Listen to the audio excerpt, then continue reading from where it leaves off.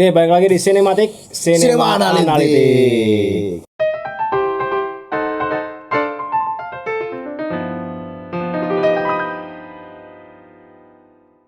Ya, hari ini kita mau mereview film yang cukup booming ini. Tebuar. Seperti itu ya filmnya ya. Review salah satu film yang berhasil menyedot penonton Indonesia datang ke bioskop lagi. Ini beruntun ya setelah A Quiet Place kemarin dan Conjuring cukup bikin bioskop sesak dan was-was ya. Orang-orang yang masih khawatir akan corona ya gitu. emang kita harus waspada ya sebenarnya, tapi ya kalau ke bioskop ya emang udah berjarak dan aman, jadi bisa lah ya teman-teman. Dan ini filmnya jadi film yang cukup keren sih karena orang berbondong-bondong dan aku nemu duit 15.000 dia. Anjir, rezekinya emang. Ini emang udah ditunggu-tunggu ya karena jadi salah satu franchise yang cukup panjang ya. Saga yang panjang banget sih. Udah kayak tersanjung. Usianya tuh udah sekitar 21 tahun loh kalau dari tahun 2001 kan film ini kan berarti udah bapak-bapak tuh loh kasarannya kayak kita gitu. Iya, aku ngikutinnya kan dari mulai Tokyo Drift ya, itu sekitar aku SMP gitu. Dan ini udah jadi film yang melenceng jauh dari patron awalnya gitu kan. Yang dari awalnya kan balapan mobil-mobil bagus gitu. Sekarang ya Haze, Misi Dendam dan lebih ke tema keluarga ya. Keluarga dan pencuri-pencurian gitu lah. Jadi kita bakal mereview Fast Furious 9. Menurutku sih masih menghadirkan kenonsenan. Iya, emang kalau nonton film itu harus kita tinggal logikanya di rumah, Pak. Kalau kita bawa logika, kalau kita bilang wah ceritanya nggak mutu ya emang yang salah kamu gitu. Sajiannya kan. Bukan itu. Sajiannya bukan cerita. Ya walaupun aku cukup salut ya di film yang ke-9 ini mengangkat tema yang lebih kental keluarganya, karena ada beberapa adegan flashback yang cukup menjelaskan si keluarga Toretto ini ya. Cast dan cerita dulu ya. Kalau cast sebenarnya nggak usah nggak usah terlalu disebut ya, karena iya, pemain-pemain yang baru tuh cuma beberapa doang. Iya, gitu. dan itu kayaknya bakal jadi line up di next movie ya, karena di sini bakal ada si John Cena sebagai Jacob Toretto yang bakal jadi turning point dari cerita ini gitu kan. Terus ada jelas Vin Diesel sebagai Toretto, terus ada Michelle Rodriguez, terus ada si Tyrese Gibson ya sebagai Roman Pierce yang masih menghadirkan komedi yang sama tandem dengan Ludacris ya. Dan cukup mengejutkan ini sih yang jadi Melisandre ya si Natalie Emmanuel. Ya, itu cukup keren ya aktingnya. Yang jadi tandemnya si Roman sama Ludacris cukup aku wah ini kayaknya pernah lihat main di film apa. Ternyata Game of Thrones gitu Game of Thrones yang dulu di ini yang suka sama yang orang jabrik gitu. Ya, cantik banget sih Pak di situ. Iya, cantik banget ya, walaupun ini apa namanya dia kayak dibikin nerd gitu tapi ya cantik gitu. Cakep gitu, nggak bisa nyetir.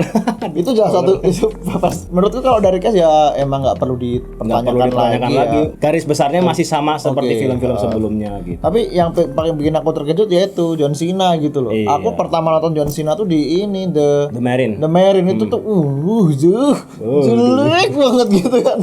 Tapi aku di sini kayak optimis nanti pada bulan Agustus nonton Suicide Squad 2 tuh kayak kan dia jadi patriot.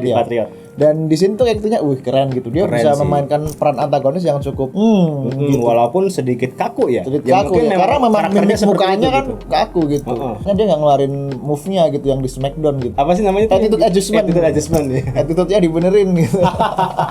Cerita dimulai dari adegan flashback di mana Dominic Toretto ini ya masih muda, mekanik bapaknya. Apa ya nyebutnya, mekanik NASCAR ya. Bapaknya balap NASCAR, tapi tiba-tiba ada sebuah insiden di mana itu disinyalir disabotet sama si adiknya yang bukan Jacob Toretto dan itu John Cena ya. Cukup mengejutkan karena nggak ada mirip-miripnya gitu. Tapi yang jadi si Dom Toretto itu cukup believable sih. Ya, itu mirip-mirip. Dan fokus ceritanya sendiri di ini ya merebutkan project Ares gitu. Dimana project itu bisa menghancurkan dunia. Itu gimana tuh kita nggak main blowing juga, kan? Tidak perlu logika yang bagaimana gitu. Cukup pasang mata, pasang telinga, udah nikmatin gitu aja sih. Dan ceritanya juga ini sih apa yang menurutku nggak cocok buat kalian yang suka film yang ceritanya bagus ya. Ini nggak menyajikan cerita. Setengah jam awal buat orang-orang yang berharap film ini menjelaskan banyak hal ya. Emang nggak ada yang dijelaskan. Salah sih kalau kalian ngomongin cerita kalau Fast Furious series ya, karena Fast Furious sendiri emang sajiannya ledakan dan kebut-kebutan. Gitu. Kalau kalian membawa logika kalian itu ya kontinuitas di film itu bakal terlihat tolol aja sih. Karena ada beberapa kontinuitas di cerita film ini tuh cuma diselipin joke-nya Ludacris sama si Roman ini gitu kan kayak ini transisinya jelek banget kok. Makanya Kok itu cuma komedi gitu, aku juga bingung gitu. Kita kok nggak pernah lecet gitu. Itu diulang-ulang, di callback terus. Dan itu mungkin memang menyindir filmnya juga ya. Ibaratnya udah sampai film ke-9, Iya, udah. kita nggak pernah luka sama sekali gitu. Bahkan di film ini tuh adegan paling kayak mereka pergi keluar angkasa gitu kan. Itu udah ada di trailer kan ya, jadi nggak masalah ya, ditonton sendiri. Kayaknya filmnya masih panjang, jadi tunggu aja. Tunggu aja. Dan ada credit scene. Oh, ada yang cukup credit membanggongkan, scene. cukup Iya. membanggongkan. Jadi kalian jangan pulang dulu, paling tunggu sekitar 3 menitan udah credit. Pro dan kontra ya. kontra. Oke. Ya kalau pronya sih aku mungkin Fast Furious itu tetap konsisten menghadirkan aksi-aksi yang menggelegar dan epic gitu loh. Komedi yang pasti. Komedi juga, nah itu, dan yang bisa kita apresiasi dari film ini tuh sebenarnya itunya gitu. Kegilaannya gitu. Kegilaan action. Kalau dibilang actionnya jelek enggak, tapi Enggak. next level menurutku. betul, Aku yang betul. lebih suka dari film ini tuh dia kayak ngasih plot kecil tentang itu mobil yang Ada magnetnya tuh. ada magnetnya itu, dan itu dipakai sampai akhir gitu. Iya. Dan itu kayak nggak disia-siain tuh loh. Betul, makanya elemen-elemen di film itu bener-bener ini sih out of the box gitu, nggak pernah ada di film action lain gitu. Nah. Karena Fast Furious kan mulai action gitu kan dari F4 ya. Nah dari Fast Furious 4, 5 sampai sekarang itu bener-bener berbeda gitu elemen-elemennya gitu. Jadi nggak make scene aksi yang usang gitu. Itu yang sebenarnya bisa diapresiasi dari film ini gitu loh. Piye? Oh penggunaku. Ora apa-apa.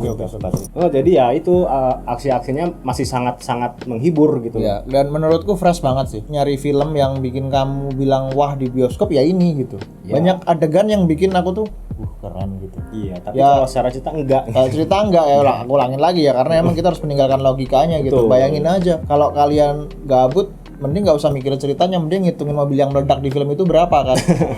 Dan ngitungin peluru yang nembak itu Iya. tuh nggak ada yang kena. Nggak ada tuh, yang kena anjir. loh. Aku juga ada salah satu adegan yang menurutku agak nonsen di sini. Iya. Tiba Nonsense. iya kan, nonsense. Overdongkraks. Gitu kan. Si Vin Diesel ini dikepung sama tentara cowok, dibuka cewek gitu. Kok bisa?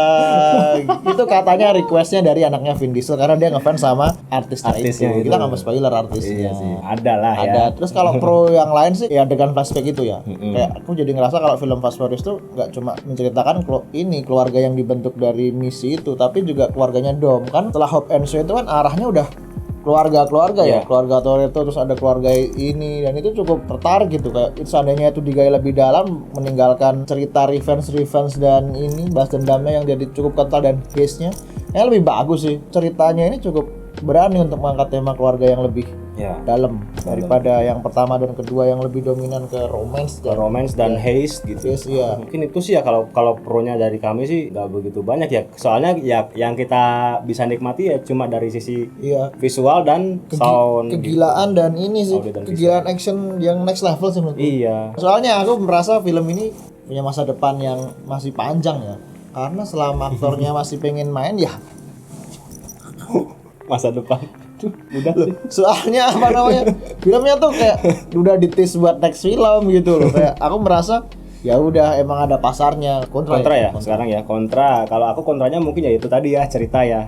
Banyak adegan-adegan yang bisa dibilang tolol sih ya, gimana ya? Kan alurnya kan sama terus nih dari F4 tuh. Ragu, temennya datang, ngajak ini, ragu lagi, tiba-tiba nyusul datang. gitu. Iya, kayak kalau ibarat di bulu tangkis tuh buru-buru nyemes, Pak. Nyemes ya. Karena kayak lagi rally nih, berarti lagi nge-build cerita. Tiba-tiba, loh kok tiba-tiba dia mau ikut gitu.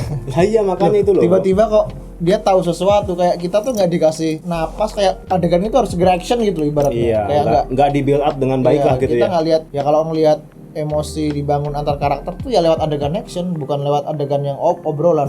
Kecuali ada satu adegan di sini film ini yang dimana si Vin Diesel ini ya si tenggelam di air itu. Tenggelam di air. Itu ya. cukup bagus karena Itu bagus banget sih kalian itu. karena ada sedikit drama di situ. Dialog di sini juga dipakai action soalnya. Aku juga bingung, film ini tuh action balapan dan nggak jelas gitu. Nggak jelas gitu ya. Ya bener tadi ya yang kita sudah sebut berkali-kali, simpan logika kalian di Di rumah. rumah benar. Simpan di lemari aja loh. Di lemari terus ya udah ke bioskop Nikmatin filmnya, audio visualnya oke lah kalau itu mah. Ya kayak nonton Transformer setelah trilogi filmnya.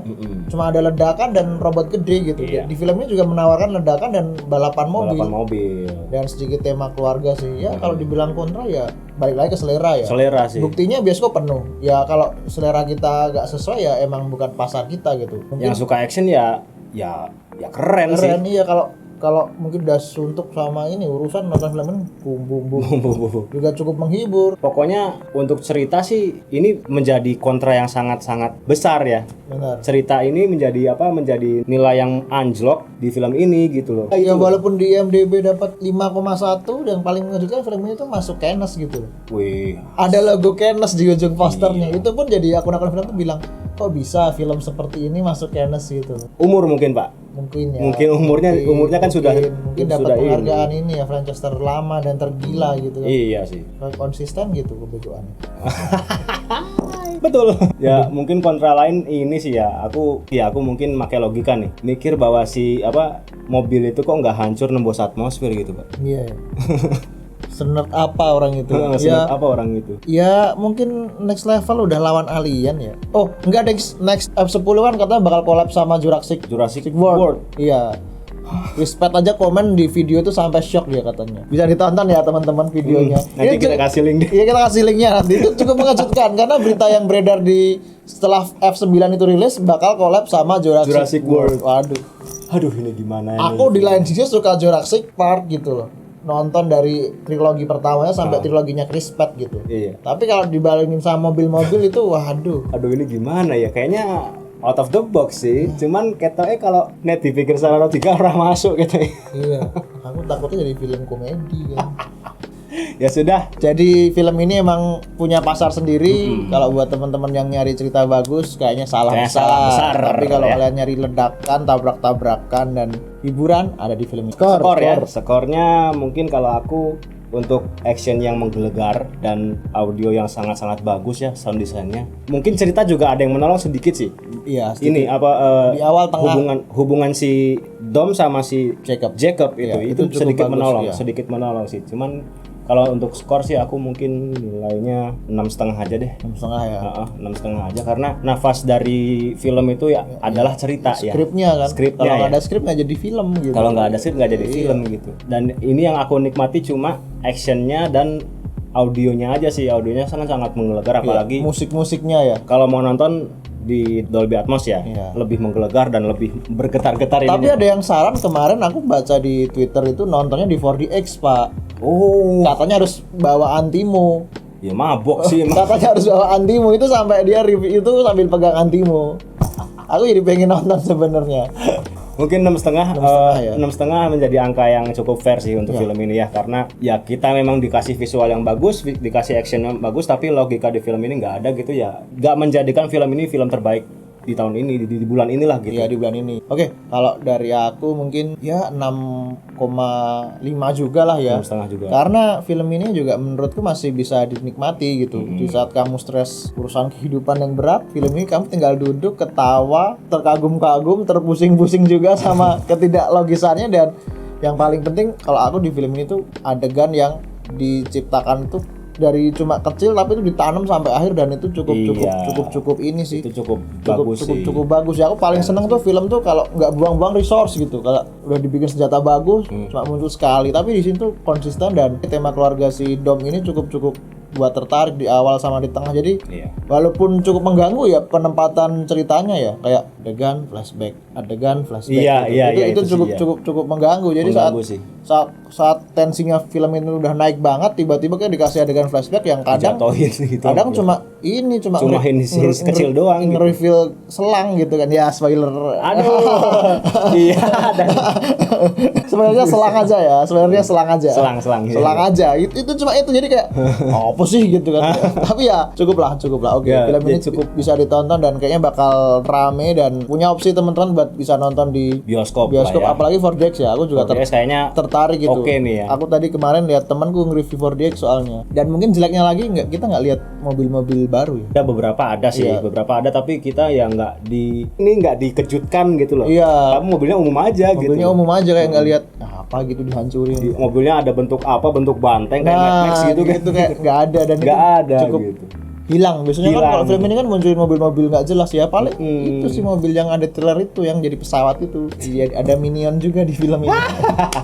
Oke, ya sudahlah, daripada terlalu banyak spoiler karena filmnya juga bakal panjang, jadi Kayaknya masih berlanjut ya. masih berlanjut karena rame banget kita nonton di hari pertama gitu. Hari Iya, pertama rame banget dan Kita sampai di L nonton. saingan lah sama Quiet Place sama Conjuring. Conjuring juga masih ada di bioskop. Ya sudahlah. Nah, masih ada next film lagi bulan ini. Oh, Space Jam. Space ya? Jam yang Space bakal ada LeBron James dan ini kayaknya cukup jadi nostalgia dan menyerap banyak Penonton banyak juga penonton nih juga nanti. ya. Hiburan lebih ringan daripada 4 film yang udah kita review. Nah, sudahlah, Iya. semoga membantu review kali ini untuk menentukan pilihan Pilihan film yang bijak ya. bijak ya. Kalau mau terhibur secara visual dan audio, ini film yang tepat. Tapi kalau cerita Nah, enggak. tidak. Kita bilang enggak. Enggak ya. Oke, terima kasih sudah menonton. Jangan lupa subscribe, like, dan komen. Dan jangan lupa Dukung kita di channel kita yang lain di PG Studio Musik untuk konten-konten musik. konten-konten musik ya. Dan tonton juga konten original PG Studios, konfrontasi dan top stories yang ada di sini nih. Nanti kita Nanti kita kasih. ceplek-in gitu. Jadi ya sudah. Semoga bulan depan masih banyak film bagus dan kita masih tetap bisa nge-review. Akhir kata, Akhir kata, saya Sakin pamit. ayo Andi. Sampai jumpa di review berikutnya.